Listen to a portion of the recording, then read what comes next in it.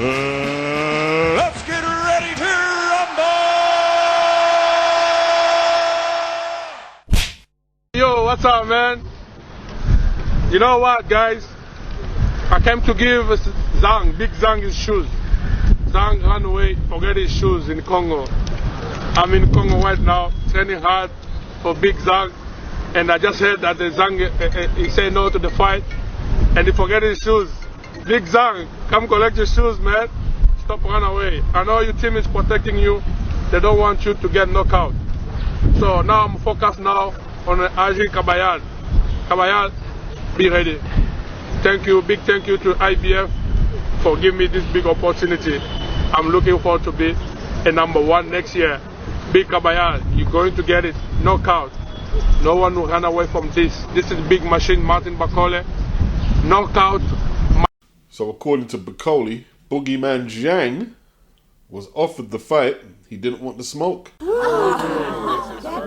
There was talk of a rematch clause in his contract for the fight he lost against Joseph Parker. Will that be exercised? He's going to come out and obviously say he didn't duck it, but Martin is adamant that he was offered the fight. He didn't take it. But fresh off the presses today, the IBF have ordered 25-0, 17 inside the distance, coming off 2 stoppage victories over Aslanbek Magdumov and Frank Sanchez, KABAYEL, an eliminator against Martin Bakole. Bakole, 21-1-0, 16 inside the distance. He's all systems go. The winner will determine Danny Dubois' next mandatory. So this is a final eliminator. What card it falls on, I don't know. Some may say that KABAYEL is approaching Boogeyman status. Will he turn it down? After watching that stoppage of Jared Anderson, Martin Bakole will not be on many heavyweights' Christmas list. Trust me on that. If you were offered either a rematch with Joseph Parker, who's the only man to defeat you as a professional. Big up Danny Flexen, but Zhang did lose to Filipe Govic. Controversial, but he did lose. Not unless Danny's saying that didn't count. Or a world title shot against either Dubois or Usyk. What would you choose? Avenge defeat or world title chance? Well, we're talking about hypothetical situation, but Dubois just fought. He's probably not going to fight again until the first quarter of 25. And then there's another one, lineup for December 21st. The titles are already tied up. The best choice for me is to exercise my contractual right to fight Joseph Parker for the rematch. No mention of Martin Bakole. This video came out today on Seconds Out, probably recorded after the offer was allegedly made to Zhang to fight Bakole, which Bakole said Zhang turned it down. We give Zhang the benefit of the doubt. Hopefully someone from the media will ask him if he was offered the fight. Or does it look like he's quacking already? Duck alert. Duck alert. The obvious rebuttal is that he's trying to get his lick back against Parker. It's understandable. But I would prefer to see the Bakole fight, and most people would view the Bakole fight as the more dangerous fight. Not strictly a duck, but in my opinion, Zhang knows what fight the people want to see. And the rematch clause is a little convenient for him. That's what I'm going to say. It's not the worst duck, maybe not even a duck. Depends how you interpret it. Boxing beats and rhymes. No one can do it better. Tyson Fury is planning to come in at 19 stone 11. He was around 18 stone 10 for the first Usyk fight. So it's around a stone he's going to bulk up. At 36 years of age, I think it's better that he goes up rather than trying to reduce weight. And Tyson said he's looking for the knockout. He said last time he went to box, he was being cautious. Now he's coming in as a 19 stone 11 bruiser. I don't know, he had a 42-pound weight advantage last time. And to me, it looked like he was incapable of using it to his advantage. And at 272, he could end up chasing shadows. Usyk isn't just going to stand there and let him maul him, is he? I don't think bulking up is going to give him extra punching power. If he can actually pin Usyk down and get him to wrestle, yeah, then it will be an advantage. Usyk, he's 37, so Team Fury have to hope that he's slowing down a bit. They need a few circumstances to be in their favour, like Usyk's age suddenly catching up with him. Fury's just not as strong as he used to be. He's getting on. Against Ngannou, he weighed around 272, which he says he's going to weigh for the Usyk rematch. And Ngannou was handling Fury on the inside. And all this, he was boxing, he was cautious. I thought Sugar Hill was brought in to implement that Kronk style. Kronk style is about knockouts. He was trying to knock Usyk out, but he was trying to walk Usyk into a punch. He was trying to knock him out. How aggressive is he really planning to be? He can't pretend like the 9th round didn't happen last time out. He leaves his chin out there. Usyk knows he can hurt him. And if Tyson lets it all hang out, gambling for a knockout, Usyk is renowned for his championship round finishes. But the gamble is a gamble worth taking. If he goes out there throwing a whole load of punches, yeah, he could catch Usyk with something. He could catch him with something. He could also leave himself open to counters. All I know is if he bulks up and fights really aggressive, if he doesn't get Usyk out of there early, he's going to gas out. And then we'll see what he has left in the tank mid-rounds to championship rounds, if he can gut it out. If he's really planning to do what he's saying, it will be exciting. If he boxes and tries to walk Usyk into a punch like he did last time, that could potentially preserve him in terms of how much punishment he takes. But will it win him the fight? Usyk is the master strategist in the heavyweight division. But like he said, he's going to bulk up, and what he's saying by that, he's going to gamble. Is he BSing us, or will he keep to his word? Be true to it, do it.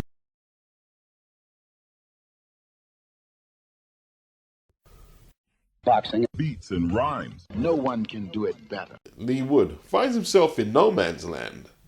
You know, coming off an exciting stoppage victory against Josh Warrington. Very good fight. And then all of a sudden, from being one of Matchroom's most attractive propositions, we're not seeing him on Riyadh season. And Eddie Hearn is saying, basically, if Leigh Wood is looking at a rematch with Josh Warrington's just coming off another loss. That's 3 losses on the bounce. Leigh Wood has vacated his WBA title, his featherweight title. More than likely the fight will be at 130 now. But Leigh has an expectation that the fight is even bigger now. And he wants more money than he wanted for the first one. But Eddie Hearn is saying he lost money on that show. And he's saying, okay, we don't have to make money on every fight. And Eddie Hearn is saying they offered Leigh Wood the same purse to rematch Warrington that he got in the first fight. And Leigh is like, well, no. And what I think Leigh's experiencing is dealing with his promoter when he's not committing to a contract with that promoter. Leigh's on a winning run. Promoters will take a couple of hits, financial hits, because it's their job to keep working while the fighter has momentum like Leigh Wood to get him that payoff fight where Leigh Wood is going to be smiling when he sees the check. Eddie Hearn, DAZN and Matchroom are going to be smiling when they see the returns on that fight. Eddie Hearn is also saying they lost money on the Leigh Wood-Michael Conlan fight and the 2 fights that Leigh Wood had with Lara. They're not going to commit to overpaying him if they don't have the security blanket of a contract, because they could overpay Leigh, and then next he hops off the Ben Shalom. Then what? Leigh's about 34 years of age. He was out of contract around March with Matchroom.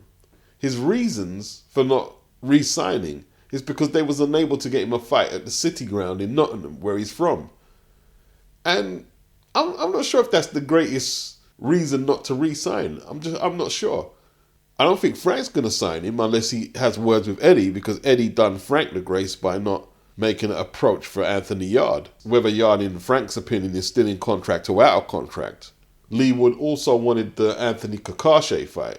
But Kakashi is looking at Lomachenko. He's looking at other options. Makeable fights for Leigh Wood are perhaps Joe Cordina. But will he accept the type of money that fight is worth right now? Probably not. This free agent thing has got a lot of boxers FUCK'd up. Your free agent status is only relevant to what big fights you can potentially make and how much BUMs you can put on seats in arenas or stadium, or how much viewership or PPV you can drive. It's as simple as that. And if Leigh was handling his business in any of the 4 I just mentioned, he'd be getting fights, he'd be making fights. It's no different, this free agent thing, like if you go self-employed and you get sick, then you've got to cover your sick period while you're not working out of your own pocket. This free agent thing has become like a magic word in boxing. Now, I'm not sure if EUBANK has a partnership with Ben Shalom or if he signed a deal. But if he does have a partnership and he's a free agent, he can make that work. How much people want to fight EUBANK? Hamzah SHEERAZ wants to fight. Denzel Bentley wants to fight. ZHANIBEK wanted to fight him. Conor Ben wants to make a fight with him. He can make it work. But not all fighters are in that position. It's not a magic word, free agency. You know, or like all these people like, you know, you hear dudes say, you know, I'm running a business, so I'm all that. What does that really mean? A lot of these people who say they're bosses and they're business people, there are employed people making 3, 4, 5 times the amount of money they're making and don't have all the aggravation or burden of covering costs to hire a building, buy a building, the purchasing of materials or whatever the business needs. Leigh Wood was signed to Eddie Hearn. That Kakache fight could be round the corner because Frank and Eddie are making fights together. Where do we sit in terms of the next potential 5 versus 5? The plan is to potentially look at that 5v5 in February. You know, one of the decisions that has to be made coming up is AJ against Dubois rematch. Once His Excellency says, I want to know, do you want to do that fight? We're going to have to make a decision then or within 24 hours because that's how it will work. And then we'll see what's next for the show in February. Leigh Wood could have been on that. But Zelfa Barrett is ahead of Leigh Wood for a title fight against Kakache in a 5 versus 5 because he's signed to Matchroom. I didn't say you've got to align yourself to the promoter or you're finished. I didn't say that. You've got to look at your situation though and what fights are passing you by. And you've got to take a pragmatic approach to what's going on. I want to big up Everything Boxing. He explains to somebody who's asking, why does Eddie say that publicly when he could be ruining his chances of working with a fighter when the domestic cards are so weak right now? And Everything explains that Leigh Wood has been out there saying it looks like Matchroom are not interested in British boxing no more. He'll get a fight eventually, whether it's with Eddie or someone else. He'll get a fight. But I'm guessing after that last comment, Eddie's not going to prioritise him even less now. He's not in contract and now he's saying stuff like that. Well, if it was that important that he felt he needed to say that, then you have to take whatever comes with that. But he'll get a fight eventually. Boxing. Beats and rhymes. No one can do it better. Boxing. Beats and rhymes. Boxing. Beats and rhymes. No one can do it better. How about this one? If Hamzah wins the world title at middleweight, I think he will, and he has a couple of defences, his body is not going to get any smaller. He's going to thicken up a little bit. He's go to super middle. Saul Canelo Alvarez at super middle. Some great fights there. That's an amazing fight. There's some great fights. We was offered the Canelo fight.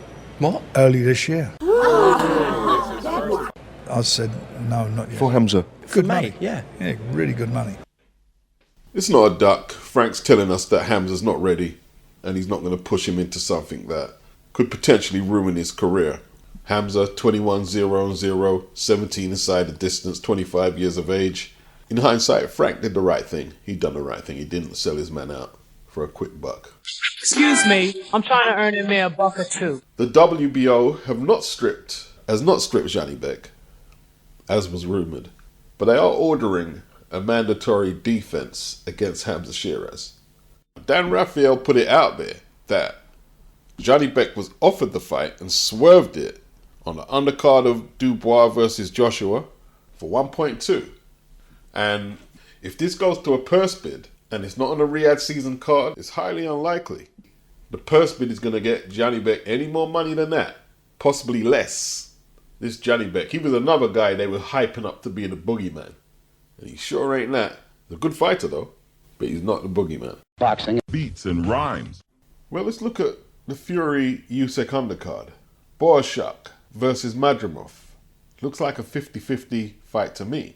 Didn't I see Borchak beat Virgil Ortiz but didn't get the verdict? Ortiz-Borchak was a very good fight, actually. Madrimov, very credible performance against Terence Crawford.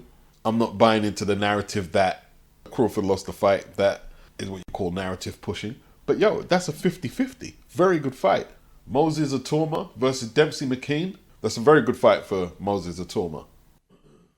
19 years of age, 10-0, 8 inside the distance. Hot prospect against Dempsey McKean, 34 years of age, 22-1. The one defeat coming last year to Filip Pogovic at the O2 Arena on the undercard of AJ versus Helenius. I don't know what the scorecards were against Pogovic, but McKean was doing very well. when Hrgovic found the finishing punches in the 12th. McKean is athletic, he's experienced, tall, strong heavyweight. Had twice the amount of fights that Moses has had. But Moses, he looked frightening against Marius Wack last time out, he did. Dave Allen versus Johnny Fisher. At the copper box, it makes sense. On a pay-per-view card, could be a bit tricky. Dave obviously has psychological issues. He's temperamental, and if he doesn't show up and it's a monumental flop, you know, it would be like, I told you so. Let me repeat, the fight is not bad, but on pay-per-view, I don't know. The last I remember of Dave Allen was the reluctant performance against Fraser Clark. It was horrible. It was a horrible fight to watch, and now you're going to recycle him? Post-fight, we've seen Dave, I didn't train for the fight. Dave's all over the place a lot of times. This is Riyadh season. If Johnny Fisher is going to make money on these cards here, he should be really fighting Moses Atoma. Dennis McCann versus Peter McGrail at Super Bantam is an excellent fight. Isaac Lowe versus Lee McGregor. Fights for the boys, innit? He's Tyson's cousin or something, you know what I mean? Isaac Lowe. The main event, it speaks for itself for the Undisputed Heavyweight Championship. And don't correct me, I know this free belt's not 4 on the line belt. It's for the Undisputed Heavyweight Championship. It speaks for itself. Madrimov versus Bohachuk, 50-50. Atoma should beat McKean, but it's a very good test. McCann versus McGrail, 50-50-ish. There's some good quality on there. I've heard the disapproval that it's not good enough. I've heard that, and I will say this. Undercards for big fights like this, before social media, weren't not as analysed as thoroughly and scrutinised as thoroughly as they are now. This is by no means a weak card, by no means a weak undercard. In the current climate, you're not going to get the Undisputed Heavyweight title free of charge. You're just not, or just part of your subscription. It's not going to happen. To add to that, the first card was $24.95 in the UK. Pound notes, around $64 in America. And this time around, it's around $19.95 in the UK. In America, the prices will fall in line to what we're paying over here, whatever the conversion rate from pounds to dollars is. Crawford, he has since switched trainers to Jonathan Banks for this one. The enigma is Chris Eubank Jr., but I think we are going to get a really good performance on Saturday because pressure's on. Yeah, I want a relentless, no-nonsense performance. Then I want him to be busy. I want him 3 fights next year. I want him to be active. 5 fights in the last 5 years. And he is 35, and he said himself he wants to be more active. But then he says the plan is to fight Conor Benn, then Canelo. Apparently October is supposed to be the month that we hear the news Conor is eligible to fight in the UK again. But, you know, the way that case has gone since 2022, who knows? For Chris to be still chasing that fight and say he wants to stay active, sounds to me like he's just chasing the money fights, which is cool. But if that's what you're doing, that will inhibit any talk of being an active fighter. It's a contradiction. Turn down $5 million to fight SHEERAZ on the Dubois-Joshua undercard. I mean, he could be waiting around for how long for that Conor Benn fight next year? Says here, former WBO cruiserweight champion and now former WBC bridgerweight champion Lawrence Okolie has vacated the bridgerweight title and he's going to move up to heavyweight. The response to this news has been totally underwhelming.